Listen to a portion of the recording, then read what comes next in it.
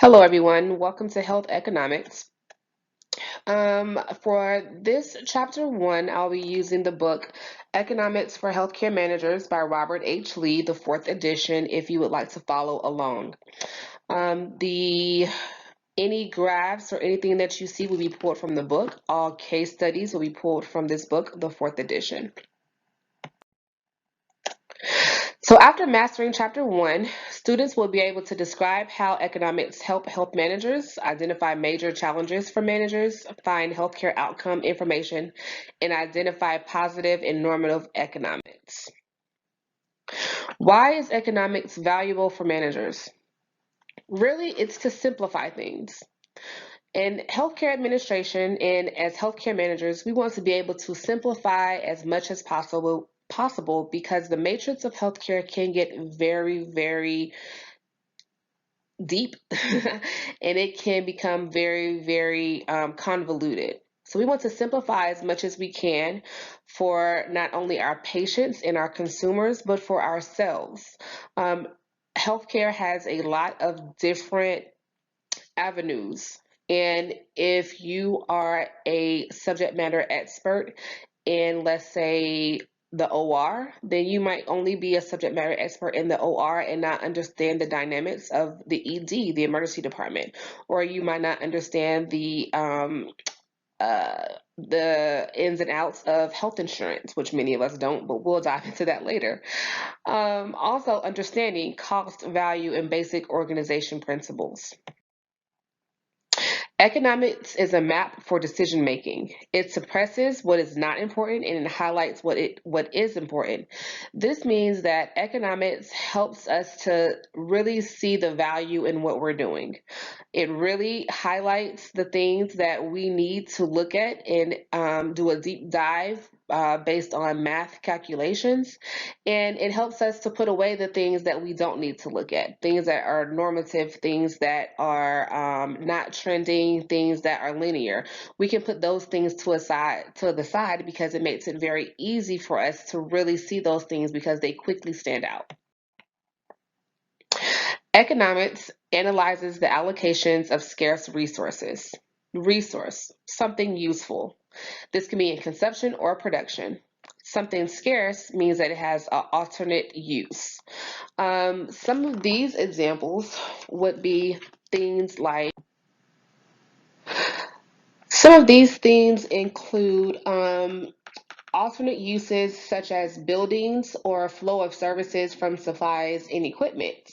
So an example of that would be a resource would be scarce if it would have an alternate use like a building that serves for employees and other entities of an organization. So if you have a hospital and inside that building you had your ED, your HR department, and a physical therapy department. That would be considered something that would be scarce.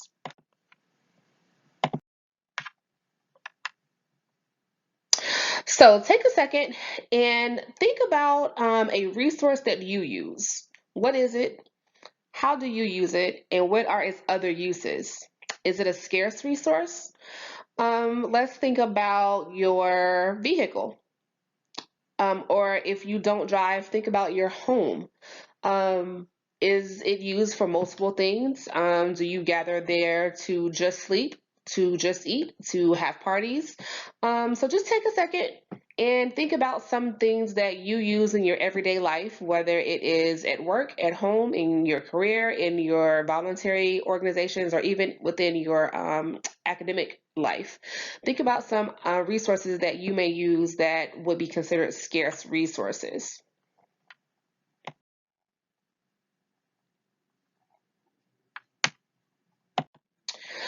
So economics analyzes rational behavior. This means that economics gives our managers in healthcare the framework for understanding rational decision making.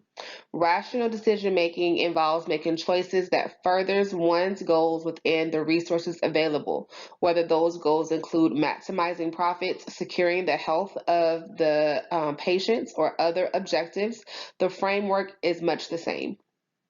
Managers understand cost and are able to explain cost to others by being able to understand the rational part of it. They're able to explain the cost part of it, and this is the part that the managers are subject matter experts in.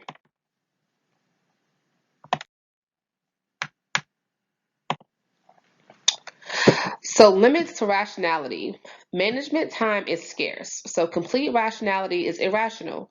Managers use decision shortcuts. So, an example for this would be many times in a healthcare organization, I hear it all the time.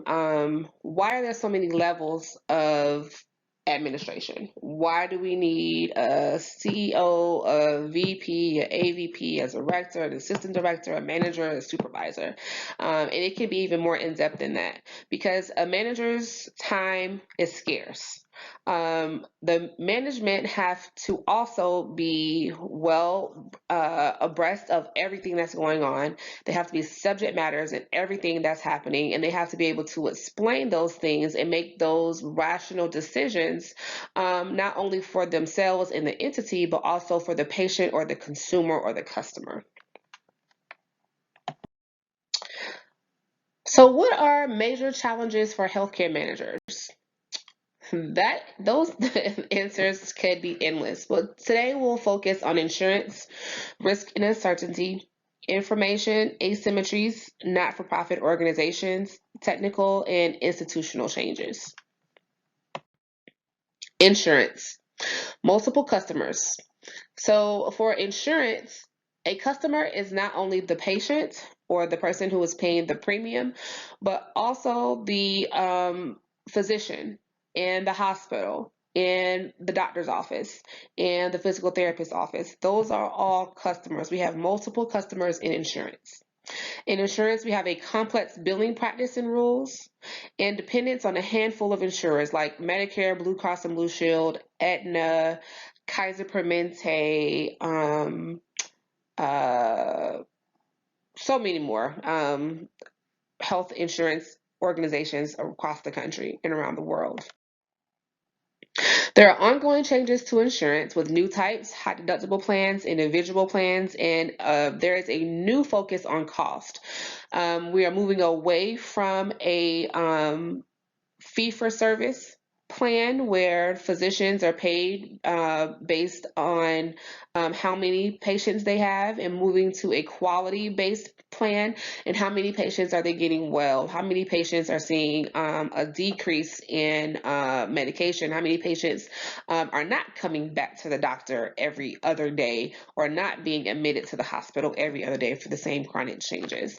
So these are some ongoing changes to insurance that we have started to see and that we'll talk about within this term.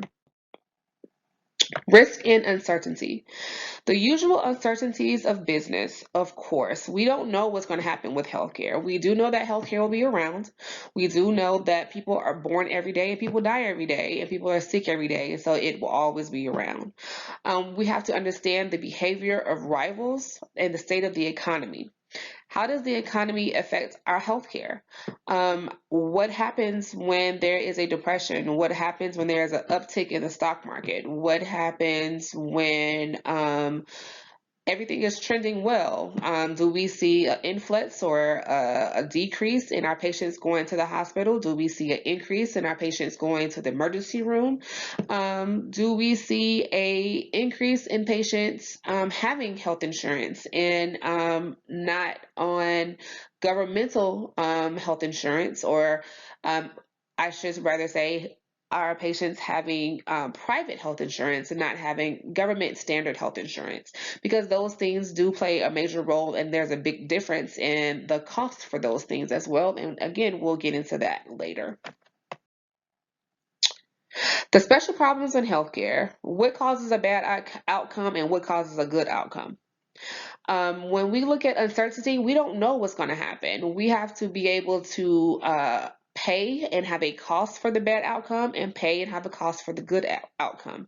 Is it just bad luck? Was it a one-off? Is this just something that never ever happens and all of a sudden it happened this time? Or is it poor performance? Those are things that we have to consider and really look at as we are health economists. How will products be allocated? Products in the healthcare industry. So, CT scans, surgeries, robotics, medications. What are the prices? What are the wait times? Insurance coverage. Who's going to pay for it? Rules and regulations. Who will the government say can and cannot have this? Who will the insurance organization say can and cannot have this? Who gets less and who gets more? So, who makes those decisions? Health economists. This is what we do. Information asymmetries are common problems. Information asymmetry is when one party or one person or one group has more information than the other party. We can see this in supervisors and subordinates, professionals and clients, insurers and customers, and insurers and providers. We should all be on the equal playing field. So information asymmetry is really just telling us that we are not on the equal playing field when it comes to the information that is being allocated and shared between two parties working towards the same goal. So reactions to information asymmetry: accepting flawed recommendations, rejecting sound recommendations, extensive performance monitoring, emphasis on reputation and repeater interactions, and warranties. You see all of these things, all of these examples, because again, there is a flaw in who is sharing information. One party has more information than the other. So if a recommendation is given to the party that does not have all the information, they will accept it, and vice versa. Someone who does not have all of the information will reject a sound recommendation because they don't have all of the information. So this is just something that we have to look at as health economists to point out and give sound recommendations of everything that's happening to understand the entire full globe, full picture. Non-for-profit organizations. Non-for-profits have multiple objectives and can be hard to run, can be used for tax avoidance, and useful for social goals.